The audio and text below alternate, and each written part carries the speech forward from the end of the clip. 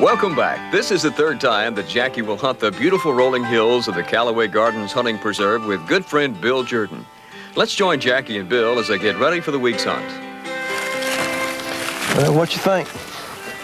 You setting me up again? I tell you, this is your stand right here.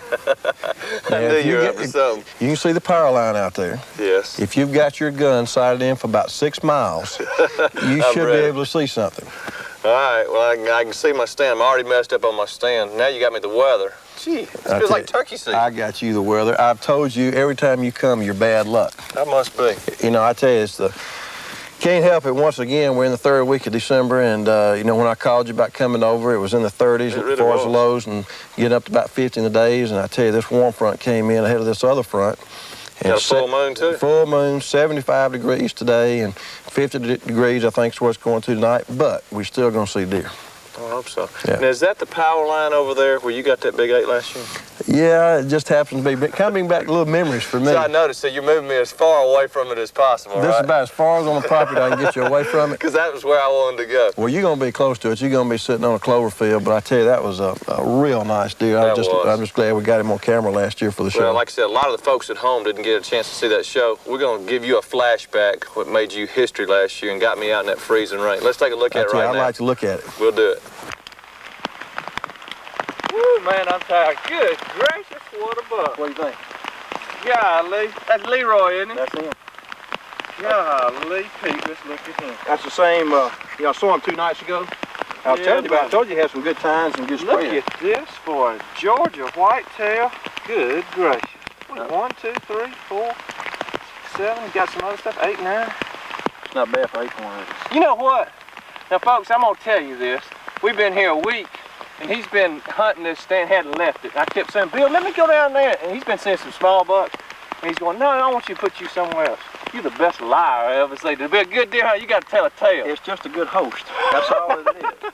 Well, I told you I'd seen this deer several times. Yeah, you told me that. And, you know, I was saying 2 nights ago, I was sitting on the same stand, and he came out a little bit late, and he had a bad leg. I tell you the funny thing about it, look at his leg, and he couldn't put any weight on it. It's in position right there. I'll be doggone. And I call him my limping Leroy. Well, you made one good shot, and I'm proud of you. I tell you, 1 shot. Well, I had to come down the hill. I knew I couldn't stand it. Well, I tell you what, the guys at the camp are just going to die when they see him. That's not a bad idea. Congratulations. Appreciate it. Let's get him on to the house. Okay. Boy, that was a great buck last year. I tell you what, I just hope we can see his brother on this trip. Who's going to see me or you? Well, since I'm putting you on the best stand, you know, you're probably going to see him over me. I don't even know if I brought any bullets. I hadn't needed anything last 2 years. You did bring bullets this time? Yeah, I brought a few. Well, I'm going to put you on a clover field this afternoon. I tell you, we've been seeing, like saying, 25, 30 deer on it every afternoon. Of course, it's warmed up a little bit, but you're still going to see deer. All right. You going to go show me where my stand is? Let's go take a look at it, and then we'll take a break for lunch. So I really don't have to hunt in this stand here? No, I tell you, you know, maybe the last afternoon, since you got your gun sighted in that far, I might bring you back. You're incredible. Let's go look at that clover. Come on.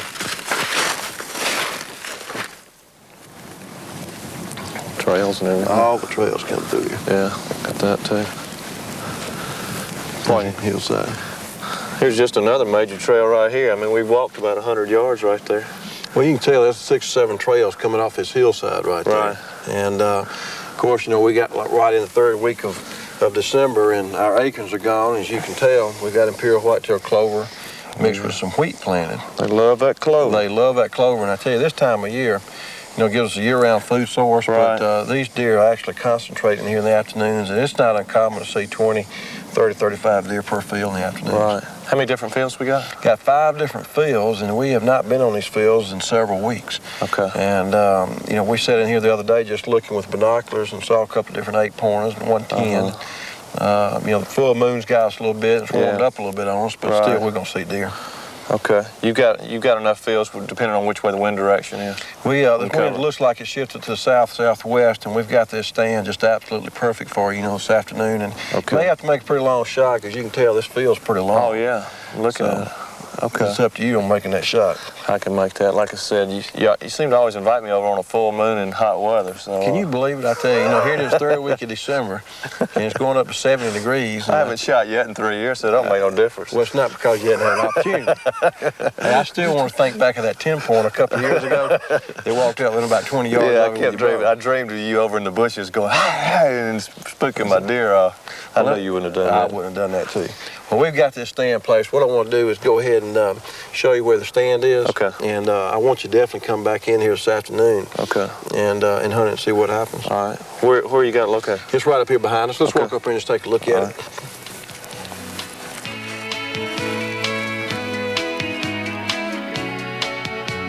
See on the trail? That's a great trail coming off this hillside. Yeah. Should be in a great place. There's a stand right there. Right.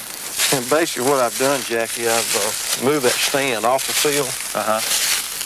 Instead of being exposed, right on the edge, as you can see, you got good visibility, all through there. Yeah, this looks nice. So I just don't like to be on the very edge of the field when those deer start feeding on that clover. Well, I'll tell you what, I have a lot of chance to catch a lot of deer coming late off this hill right here. Well, I tell you what, a lot of times those big bucks will hang back, instead of coming to the field. So you got plenty of visibility on all sides of looking out there. This gonna be good for a south-southwest wind line. Yeah, it's set up perfect for the wind like we got it right now. Tell you what I'm gonna do, check your boats. Yeah. Make sure they're all good and tight. Yeah, this is in good shape. It's a good place. I'm gonna leave your safety strap right there. Good. I tell you what, let's do. Let's go take a little break and get something to eat. Okay. Get a little lunch under us, and I'll bring you back in a couple of hours. All right. We're in pretty good shape. Okay. I like this spot. I tell you, it's gonna be a great place for you. I like this You're spot. gonna see lots of deer. I hope so.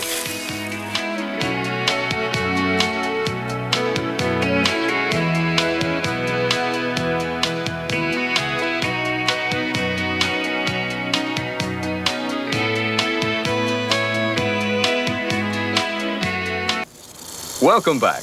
Now let's join Jackie with special guests Roy Conine and Doug Rogers.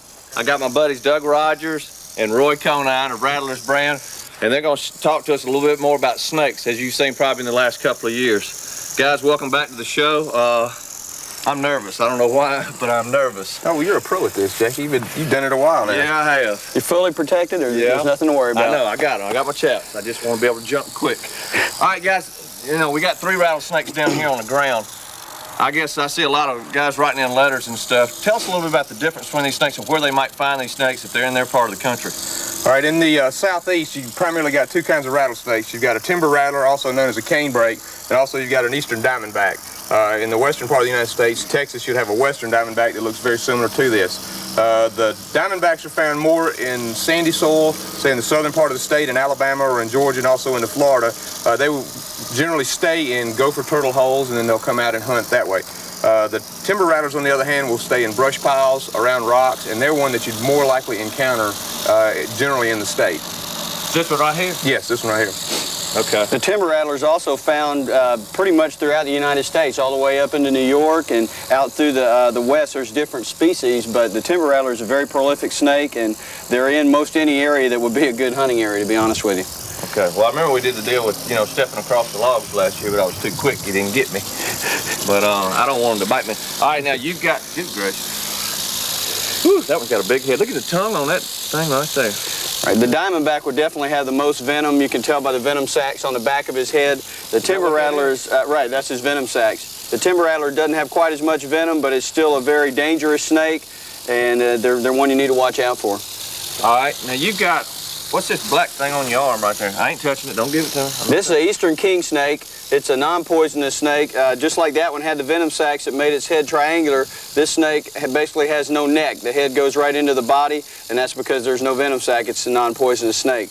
This snake is a very beneficial snake. It eats poisonous snakes as well as rodents and other pests. Go on and put him down there on the ground.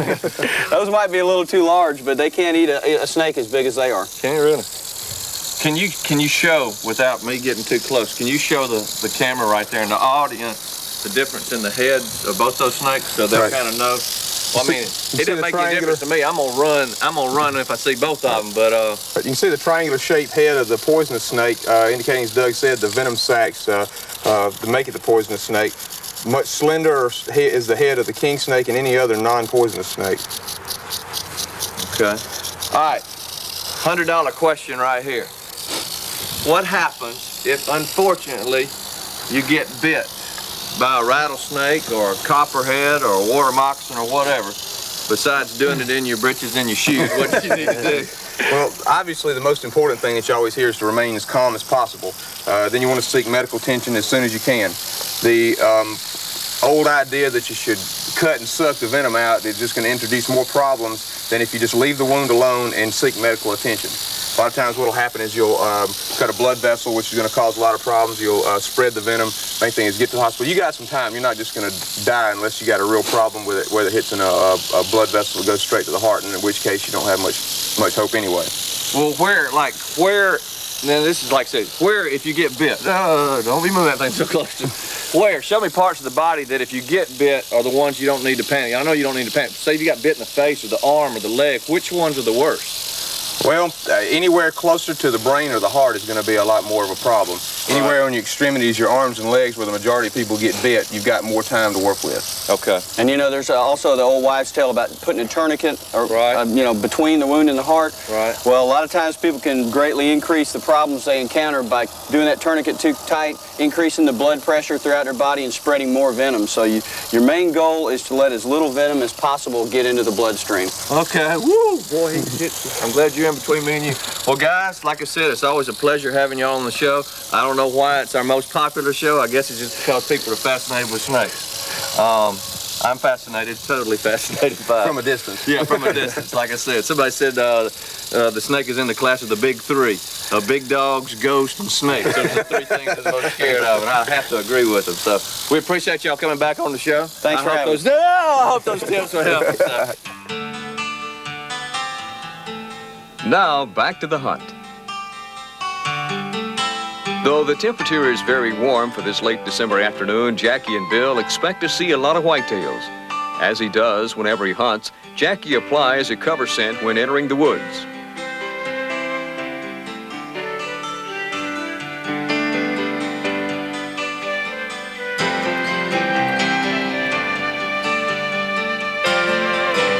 Soon after getting into his tree stand, Jackie has a number of deer to appear in the field in front of him.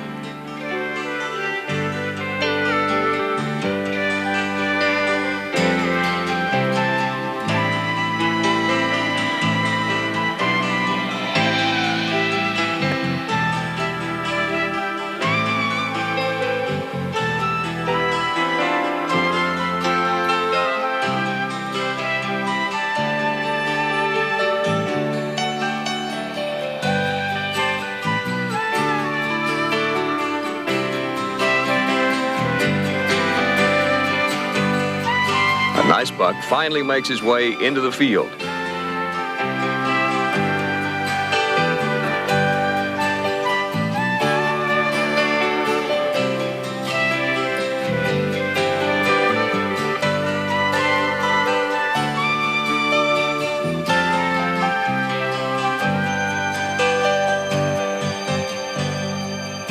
But he isn't quite the size of buck that Jackie is looking for.